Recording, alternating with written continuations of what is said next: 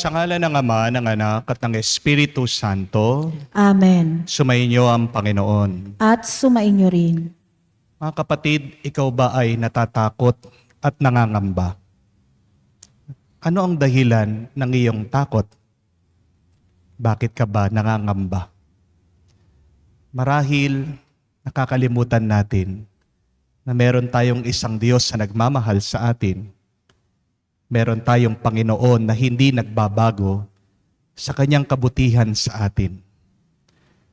Nangangamba tayo kasi kumakapit tayo sa mga bagay na alam naman natin na mawawala at magbabago. Pero kung nananatili tayo sa Diyos na hindi nagbabago, ano pang ikakatakot natin? Nanghihina ang ating pananampalataya. Nagpapadala tayo sa agos ng pagbabago ng buhay. Mga kapatid, tumigil ka muna. Manalangin, magdasal, tinatawag ka ng Panginoong Jesucristo na makisalo sa banal na piging.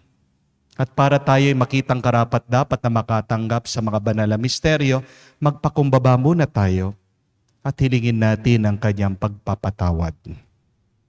Inaamin ko. Sa makapangyarihang Diyos at sa inyo mga kapatid, na lubha akong nagkasala sa isip, sa salita, sa gawa, at sa aking pagkukulang. Kaya isinasamo ko sa mahal na Birheng Maria, sa lahat ng mga anghel at mga banal, at sa inyo mga kapatid, na ako'y ipanalangin sa Panginoong ating Diyos. Kaawaan tayo na makapangyarihang Diyos, patawarin tayo sa ating mga kasalanan. Patnubayan tayo sa buhay na walang hanggan. Amen. Panginoon, kaawaan mo kami. Panginoon, kaawaan mo kami. Kristo, kaawaan mo kami. Kristo, kaawaan mo kami. Panginoon, kaawaan mo kami. Panginoon, kaawaan mo kami. Manalangin tayo. Ama naming makapangyarihan, ipakita mo ang iyong paglingap sa iyong pag-antig sa aming kalooban, upang ang pamumunga ng gawain mo sa amin ay aming mapakinabangan, at ang magpapagaling mong katapatan ay aming mapangatawanan sa pamamagitan ni Jesucristo kasama ng Espiritu Santo magpa sa walang hanggan. Amen. Pagbasa mula sa aklat ng pahayag. Akong si Juan ay tumingin at nakita ko ang isang puting ulap at nakaupo rito ang isang nilikang animoy tao.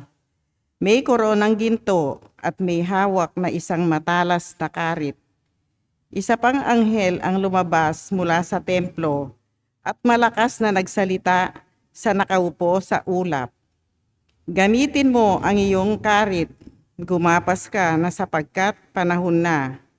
Hinog na ang anihin sa lupa. Ikinampay ng nakaupo sa ulap ang kanyang karit at nagapas ang anihin sa lupa. At isa pang anghel ang nakita kong lumabas sa templo, sa langit. May hawak din siyang matalas na karit. Lumabas mula sa dambana ang isa ring anghel, ang namamahala sa apoy. Sinabi niya sa anghel na may matalas na karit, gamitin mo na ang iyong karit at anihin mo ang mga ubas sa lahat ng ubasan sa lupa. Sapagkat hinog na, kaya't ikinampay ng anghel ang kanyang karit. Inani ang mga ubas at inagis sa pisaan ng siyang matinding puot ng Diyos. Ang salita ng Diyos. Salamat sa Diyos. Panginooy paririto upang hatulan niya tayo. Panginooy paririto upang hatulan niya tayo. Panginooy siyang hari sa daigdig ay sabihin, sanlibutay matatag na kahit ito ay ugain. Sa paghatol sa nilikha, lahat ay pantay sa paningin. Panginooy paririto upang hatulan niya tayo. Lupa't langit ay magsaya, umugong ang kalaliman, lahat kayo ay nilikang nasa tubig ay magdiwang. Ang bukirin at ang lahat ng naroon ay sumigaw, pati mga punong kahoy sa galak ay mag-awitan. Panginooy paririto upang hatulan niya tayo. Ang puon ay pupurihin pagkat siya ay daratal. Paririto sa daigdig upang lahat ay hatulan. Tapat siya kung humatol at lahat ay pantay-pantay. Panginooy paririto upang hatulan niya tayo.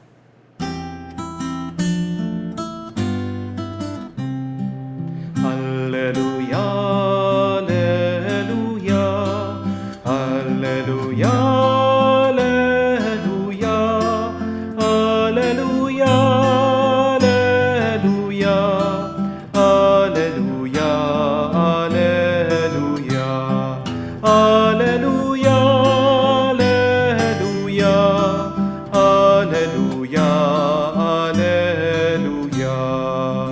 Manatili kang matapat hanggang iyong kamatayan, pagkat buhay aking bigay. Aleluya, aleluya.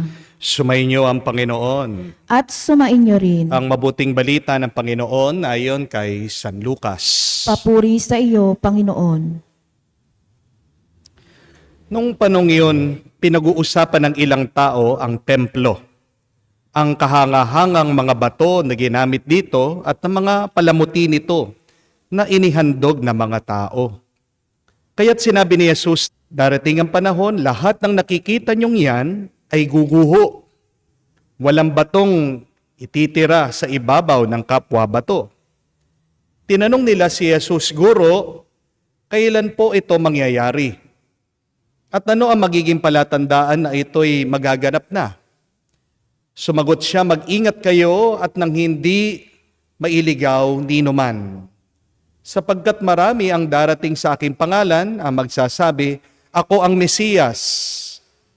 At dumating na ang panahon, huwag kayong susunod sa kanila. Huwag kayong mababagabag kung makakabalita kayo ng mga digmaan, mga himagsikan. Dapat mangyari ang mga ito. Ngunit hindi darating bigla-biglaan ang kawakasan. At sinabi pa niya, makikipagdigma ang bansa laban sa kapwa-bansa, ang mga kaharian sa kapwa-kaharian. Magkakaroon ng mga malalakas na lindol, magkakagutom, magkakasalot sa iba't ibang dako.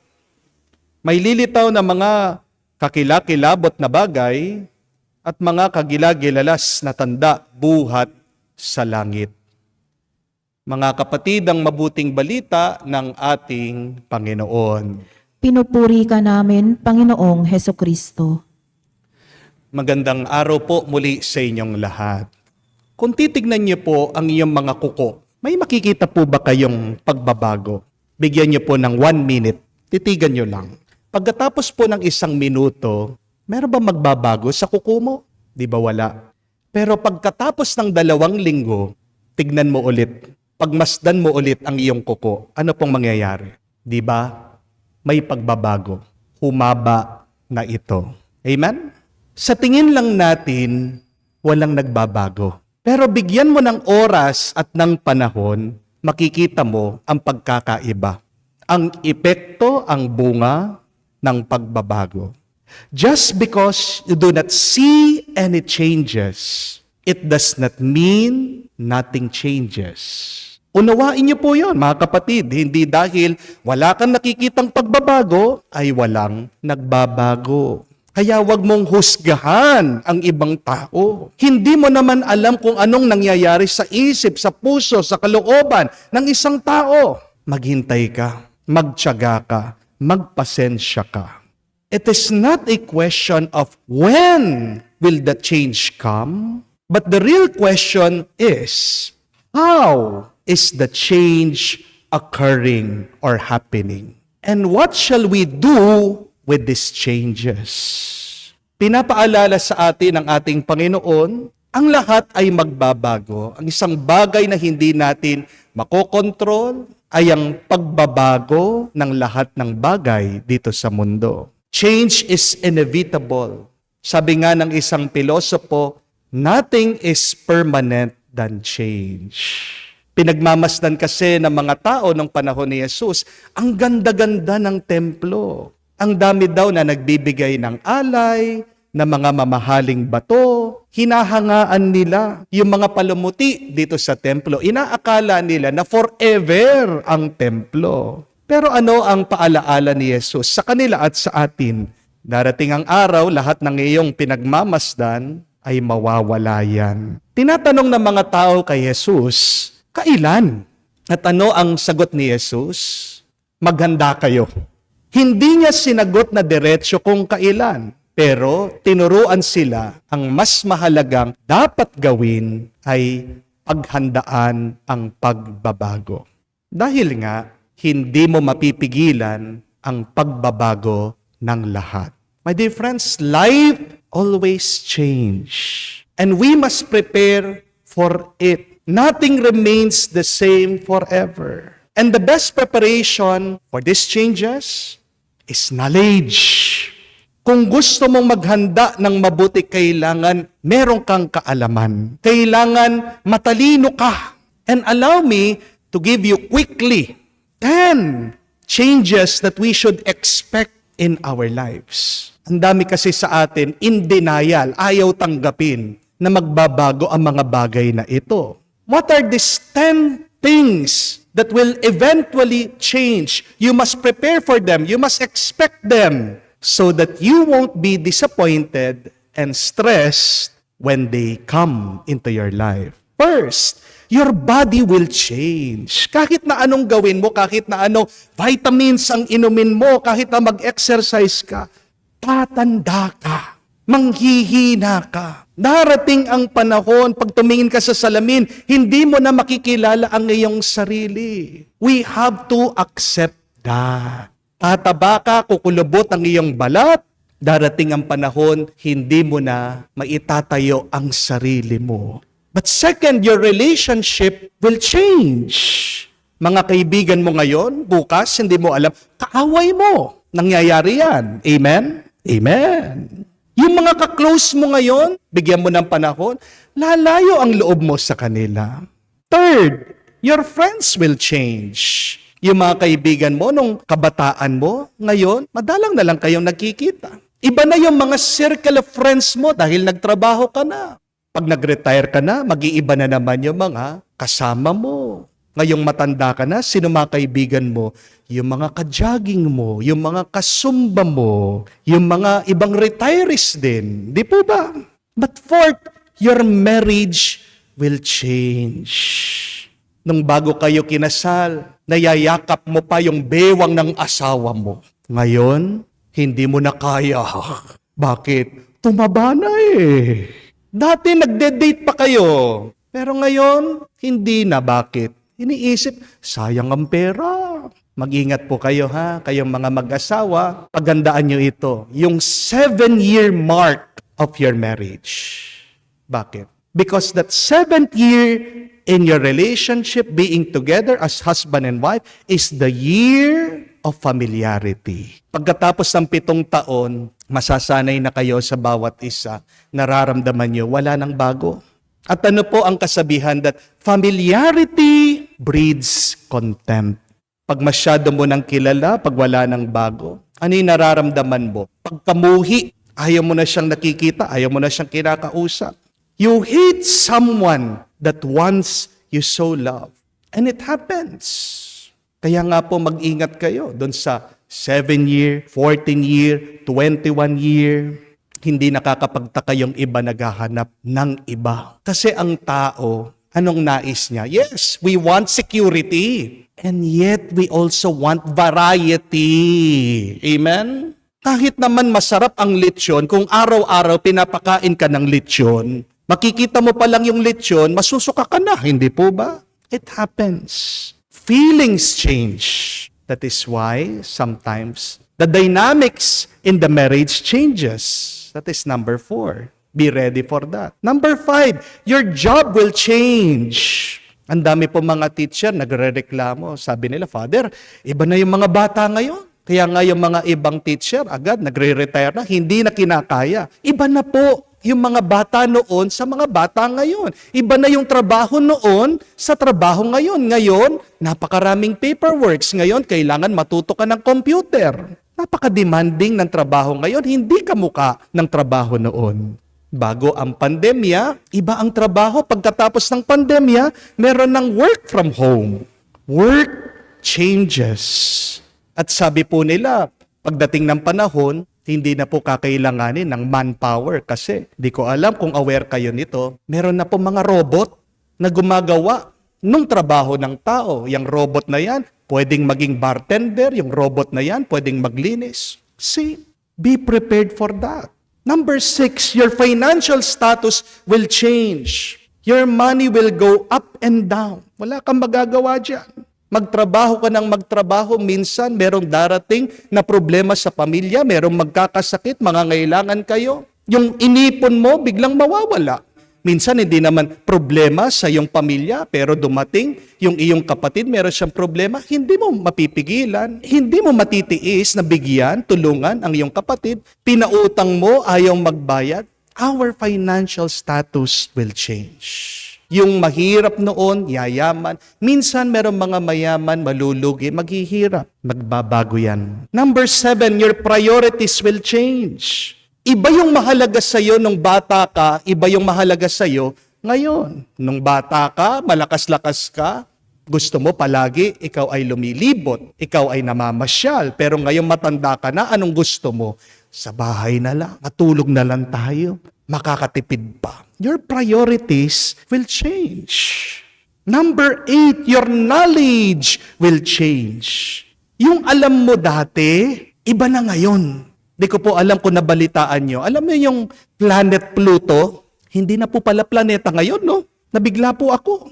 See, nag-iiba yung ating kaalaman. Dati sa simbahan, hindi po pinapayagan yung labi na nagpakamatay ay ipapasok sa simbahan para i-bless pagmisahan ng pare. Kasi then, the church regard those who have killed themselves as a mortal sin. Pero ngayon, dahil po sa psychology, sa pag-aaral, nalaman po natin yung mga nagpapakamatay, wala po silang hawak sa kanilang kaisipan.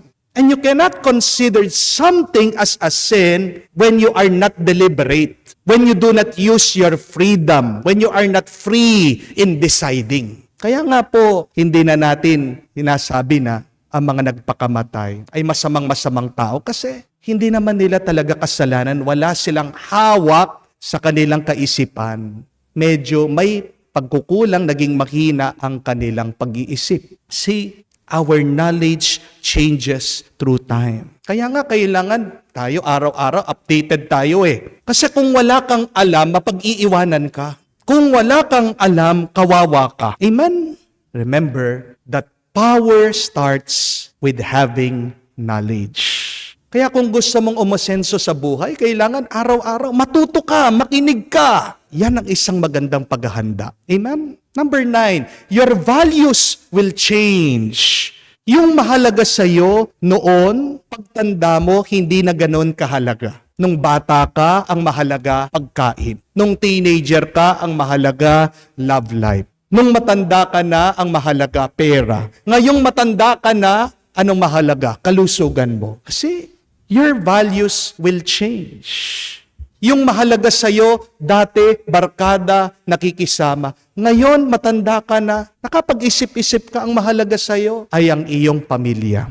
Number 10, your interest will change. Napansin niyo po, yung mga kabataan, no? Pagbago yung kanilang jowa, nagpe-FaceTime, nag-uusap, hanggang madaling araw, nakatutok yung cellphone sa bawat isa.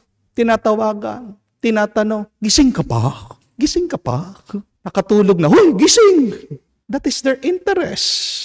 Pero pag nag-asawa na, nagsama na, ni tawagan, ayaw ng tawagan, ni kausapin, ayaw kausapin. Because our interests change through time. Now the question is, my dear friends, how should we respond to these changes? Yan ang mas mahalagang tanong. Asahan mo yung 10 bagay na yan ay magbabago. Pero pag nagbabago, ikaw, Paano mo haharapin, paano mo tutugunan ang mga pagbabagong ito sa iyong buhay? There are 7 ways on how we can face and respond to these changes. Take note of this. Number 1, you can resist them. Labanan mo. Second, you can ignore them. Huwag mong pansinin.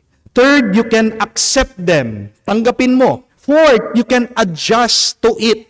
Fifth, you can manage it. Sumabay ka lang. Ayusin mong sarili mo pag merong pagbabago. 6, you can become a victim to it. Yan ang kasalanan ng napakarami.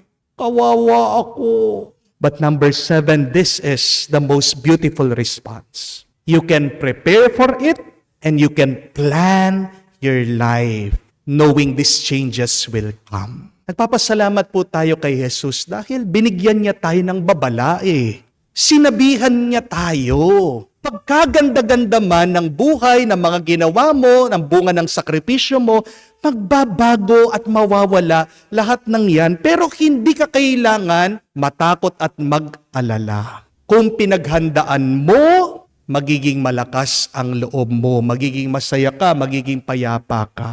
At ano ang pinakamagandang paghahanda para sa mga pagbabago na hindi natin kayang makontrol sa ating buhay? Ang paghahanda ng ating loob. Sinabihan naman tayo ng ating Panginoon, maraming mga nakakatakot na mangyayari. Pero hindi ibig sabihin yan ang katapusan. Sabi nga niya, magkakaroon ng mga gera, ng taggutom, ng salot, ng himagsikan. Parang nga nangyayari na po, hindi po ba? Nabalitaan niyo po na sa Russia, naghahanda na sila ng kanilang mga nuclear bombs. Sa Middle East, walang tigil ang gera. Sumasama pa yung mga kalapit na bansa sa gera sa Israel. Palagi tayong nakakarinig na mga lindol at unos sa mundo. Dito na lang po sa Pilipinas, nakailan na tayong bagyo sa buwan lang pong ito. At meron na naman daw pong bagong sakit, zombie virus. Oo, nakakatakot ang mga bagay na yan. Pero kung handa ka, natatakot ka ba? Diba hindi? At ang paghahanda ng sarili sa iyong loob, diyan tayo inaanyayahan ng ating Panginoon. Always believe, my dear friends, that all of the changes happening in our life is still God's will. Mag-alala ka kung alam mo yung nangyayari sa buhay mo ay hindi alam ng Diyos. Pero alam ng Diyos, pinapayagan ng Diyos. Ibig sabihin, control pa rin ng Diyos. So kung alam mo, pinayagan ng Diyos, bandang huli, alam mo din at naniniwala ka na merong magandang bunga yan. So, the best belief is, in all of these changes that are happening, that this is grace. Everything is grace. At dahil grasya yan, kailangan tugunan mo sa iyong pananampalataya at pananalig. Napakaganda nung akin po nabasa. It says, you cannot control the wind, but you can always adjust your sails. Hindi man natin makokontrol ang mga pagbabago sa ating buhay, madalas hindi natin ito gusto. Ano ang pwede nating mabago? Ano ang pwede nating mahawakan at makontrol?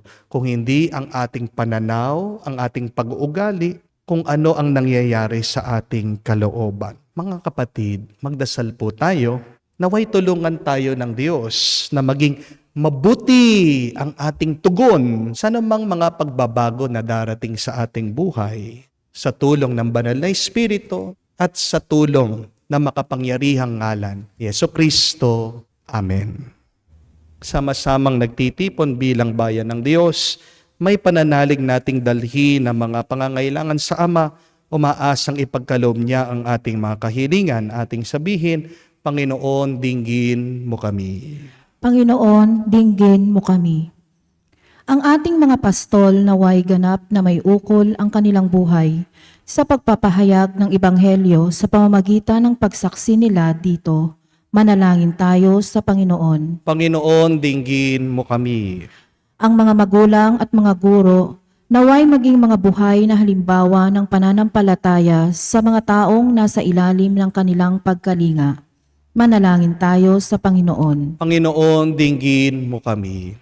Tayo naway magsumikap na gawin kung ano ang tama at ang salita ng Diyos ang maging buhay na puwersa na gumagabay sa ating pagkilos. Manalangin tayo sa Panginoon. Panginoon, dinggin mo kami. Sa katahimikan po ng ating puso, banggitin natin at sabihin sa Diyos ang ating mga personal na kahilingan. Makalangit na Ama, palalimin mo ang aming pananampalataya upang umunlad kami sa iyong pag-ibig at tuwing naglilingkod sa iyo ng may bukas palad at tapat na puso. Hinihiling namin ito sa pamagitan ni Kristo, aming Panginoon. Amen.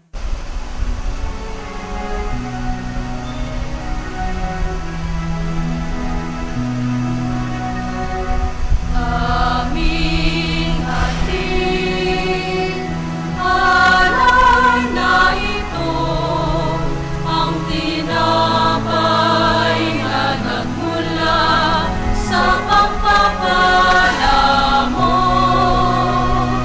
at tanggapin ang alak na ito, inuwing inihain sa'yo. Mahal naming Diyos, iyong tanggapin ang munting alay mula sa amin. Buong puso namin hintayin pagpapala ng aming hiling. Pagpapala ng aming hiling. Manalangin kayo mga kapatid, para ang ating mga paghahain ay kalugdan ng Diyos sa mga makapangyarihan. Tanggapin nawa ng Panginoon itong paghahain sa iyong mga kamay, sa kapurihan niya at karangalan, sa ating kapakinabangan at sa buong sambayanan niyang banal. Ama naming lumikha, tanggapin mo ang mga banal na alay na iyong pinag-utos na aming italaga sa pagsamba sa iyong ngalan. At upang kami pagindapating paunlakan ng iyong tapat na pagmamahal, gawin mong ang iyong mga utos ay sundin kailanman. Sa pamagitan ni Jesucristo kasama ng Espiritu Santo, magpa sa walang hanggan. Amen. Sumainyo ang Panginoon. At sumainyo rin. Itaas sa Diyos sa inyong mga puso at diwa. Itinaas na namin sa Panginoon. Pasalamatan natin ang Panginoong ating Diyos. Marapat na siya ay pasalamatan. Ama naming makapangyarihan, tunay nga marapat ikaw ang aming pasalamatan sa iyong paglingap at kagandahang loob. Ang taong nilikha mong pinangasiwa sa sansinukob. Sa hangad mong siya'y iwastong lubos. Siya'y pinagdusa mo sa kanyang pagtalikod, sa iyong paggiliw, iyong pinahintulot, na makabalik siya sa pamagitan ni Kristo Jesus. Kaya kaisa na mga anghel nagsisiawit ng papuri sa iyo. Nang walang humpay sa kalangitan, kami nagbubunyi sa iyong kadakilaan.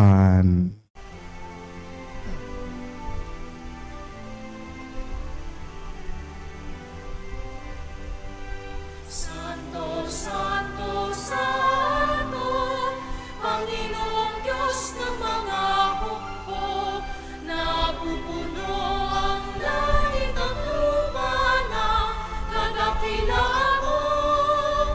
Hosana, Hosana, sa kaitaasan, pinagpala ang naparirito sa ngalan ng Panginoon.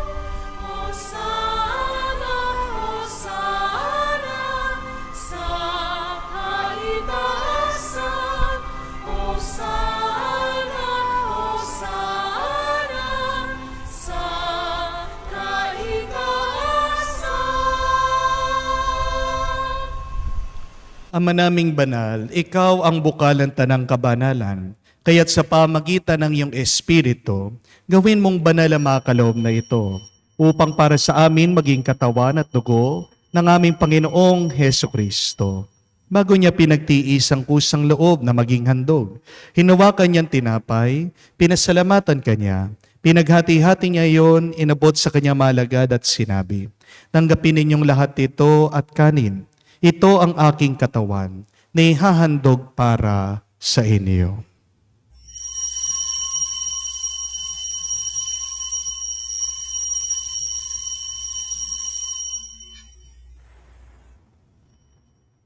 Gayon din naman ang matapos ang hapunan, hinawakan niyang kalis. Muli kanyang pinasalamatan. Inabot niyang kalis sa kanyang malagad at sinabi, "Tanggapin ninyong lahat ito at inumin. Itong kalis ng aking dugo, ng bago at walang hanggang tipan. Ang aking dugo na ibubuhos para sa inyo at para sa lahat. Sa pagpapatawad ng mga kasalanan, gawin ninyo ito sa pag-alaala sa akin."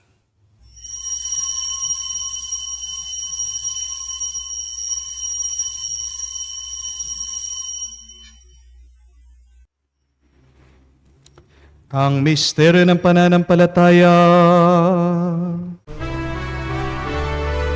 Aming ipinahayag na namatay ang iyong anak, nabuhay bilang Mesiyas at magbabalik sa wakas para mahayag sa lahat. Ama, ginagawa namin ngayon ang pag-alaala sa pagkamatay, muling pagkabuhay ng iyong anak. Kaya tinialay namin sa iyong tinapay nagbibigay buhay at ang kalis na nagkakaloob ng kaligtasan. Kami nagpapasalamat dahil kami yung minarapat na tumayo sa harap mo para maglingkod sa iyo. Sinasamo namin kami magsalo-salo sa katawan at dugo ni Kristo ay mabuklod sa pagkakaisa sa pamamagitan ng Espiritu Santo. Ama, lingapin mong iyong simbahan, laganap sa buong daigdig. Puspusin mo kami sa pag-ibig. Kay San Francesco, ng aming Papa, Florentino, aming Arsobispo at ng Tanang Kaparian. Alalahanin mo rin ang aming mga kapatid na nahimlay, may pag-asang sila'y muling mabubuhay. Gayon din naman lahat ng mga pumanaw. Kawan mo't sila't patuloyin sa iyong kaliwanagan. Kawan mo't pagindapatin kaming lahat na makasalo sa iyong buhay na walang wakas. Kaisa na mahal na Birhen Maria, ina ng Diyos, kaisa ni San Jose, kanyang maligayang esposo, kaisa na mga banal mong apostol at lahat ng mga banal na namuhay dito sa digdig na kalugod-lugod sa iyo. May pagdiwang nawa namin ang pagpupuri sa kararangal mo sa pamamagitan ng iyong anak, aming Panginoong Hesukristo. Sa pamamagitan ni Kristo, kasama niya at sa Kanya, ang lahat ng parangal at papuri ay sa iyo, Diyos Ama, makapangyarihan, kasama ng Espiritu Santo, magpasawalang hanggan. Amen, amen, amen. Sa nakakagaling na utos sa turo ni Jesus sa Panginoon natin at Diyos, ipahayag natin ang lakas loob.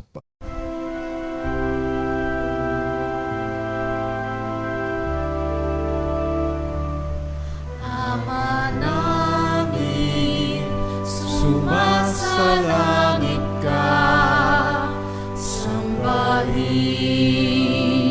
ang ngalan mo, mapasa amin ang kaharian mo, sundin ang loob mo dito sa lupa para nang sa langit. Bigyan mo kami ngayon ng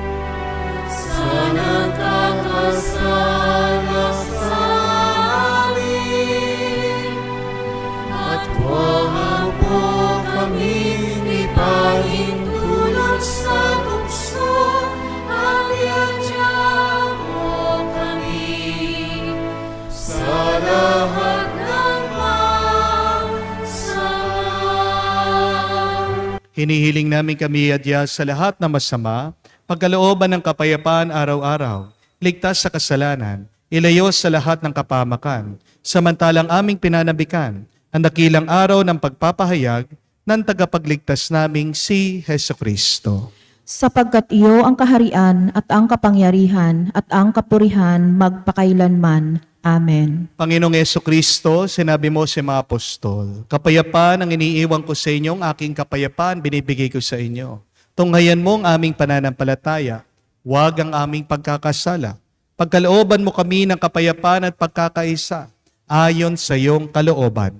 Kasama ng Espiritu Santo, magpa sa walang hanggan. Amen. Kapayapaan ng Panginoon ay laging sumainyo. At sumainyo rin. Magbigayan po tayo ng kapayapaan sa bawat isa. Peace with you po, kapayapaan po sa inyong lahat.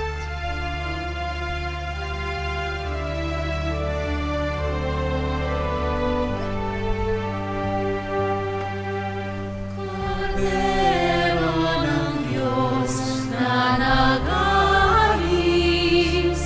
ng mga kasalanan ng sanlibutan, maawa ka sa amin. Maawa ka sa amin. Kordero ng Diyos na nag-aalis ng mga kasalanan ng sanlibutan, maawa ka sa amin.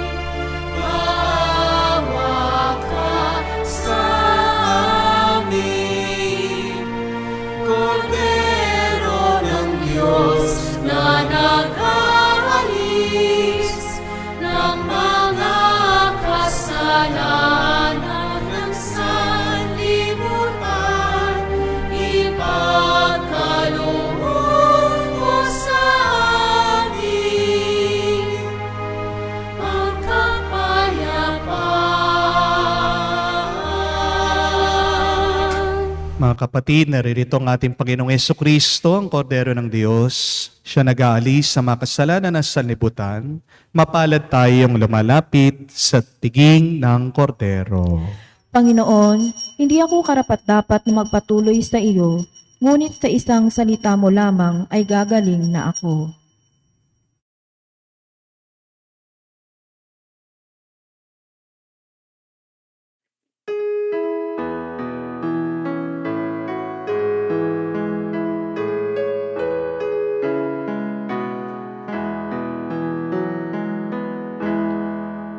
Tinanggap ko ang buhay na Diyos, puso ko ay nakala. Tinanggap ko ang buhay na Diyos, puso ko ay natuwa. Tinapay siya ng buhay, hinati at binigay para mangbigay buhay, huwag mangamba kailanman. Tinanggap ko buhay na Diyos, puso ko ay nagalak. Tinanggap ko buhay na Diyos, puso ko ay natuwa. Manalangin tayo. Ama naming mapagmahal, kami pinagkalooban mo ng pagsasalo sa iyong kagalakan ay lagi nawang lumingon sa pinanggalingan nitong banal na pakikinabang upang kami wag mawalay sa iyo na aming hantungan sa pamagitan ni Jesucristo kasama ng Espiritu Santo magpa sa walang hanggan. Amen. Maraming bagay na magbabago sa ating buhay at madalas hindi natin makokontrol ito. Pero ang nakakalungkot na katotohanan, ay yung masama nating ugali, hindi natin binabago. Nagbago na ang lahat, pero ikaw, sa sama ng iyong pag-iisip, sa sama ng iyong loob, nanatili pa rin. Pero hindi po ba, kung pagninilayan nyo, yan yung pinakamadaling baguhin. Yung ating pag-iisip, yung ating nararamdaman. Pero bakit nagiging mahirap para sa marami sa atin? Kasi hindi natin inuunti-unti. Gusto natin agad malakihan. Talagang ikaw ay mabibigo dyan. Paunti-unti muna. Kung kamukha ng kuko mo, hindi mo napapansin, paunti-unti na yan ay lumalaki. Ganyan din sana ang gawin mo sa iyong pag-iisip, sa iyong kalooban. Alam mo naman kung anong kailangan mong baguhin. Hindi po ba? So, let that be your assignment for today. What is that one thing that I can change today? Gusto mong magpaka-healthy? Subukan mo. Bawat umaga, gumising ka ng 5 minutes, 30 minutes earlier, mas maaga. Maglakad ka, mag-exercise ka. Gusto mong maging mas matagumpay? Maglaan ka ng kakaunting oras na mag-aral, matuto, makinig sa ibang tao, lalong-lalo na sa mga nagtagumpay na sa buhay. Nahihirapan kang magpatawad? Araw-araw, bigyan mo naman na 5 minutes na magdasal ka. At ang dasal mo ay, Panginoon, turuan mo akong magpatawad. Ano yung bagay na gusto mong magbago sa iyo? Sa pag-iisip, sa pag-uugali mo, paunti-unti bigyan mo ng oras. Ngayon at araw-araw, makikita mo, magkakaroon yan ng resulta at ng bunga. Patulong tayo sa Diyos, naway gabayan niya tayo sa tunay na pagbabago. Sumainyo ang Panginoon. At sumainyo rin. At kayo ay basbasan ng Diyos, makapangyarihan sa lahat sa ngalan ng Ama, ng Anak, ng Espiritu Santo. Amen. Ang ating misa ay natapos na, humayo kayo sa kapayapaan ni Kristo. Salamat sa Diyos.